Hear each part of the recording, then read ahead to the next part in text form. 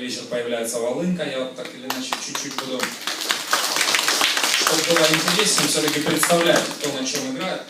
Про гитару не будем, да, тут все понятно. А вот волынка появилась. Часто бывает заблуждение, что волынка это как-то там она вот шотландская сугубо, или ирландская есть волынка, еще люди знают. И поэтому ее не должно быть в средневековых произведениях, или ее не должно быть особенно там в каких-то скандинавских балладах.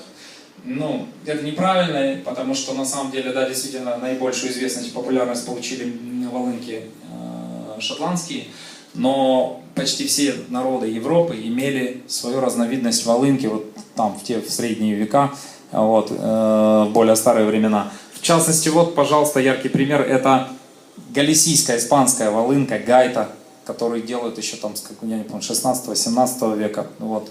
И, собственно, там же она и заказана у нас в Галисии, в Испании мы ее заказывали. Поэтому все, как объяснил, как есть, да. Итак, друзья, итальянская сальтарелла, мы ее с удовольствием для вас сейчас исполним.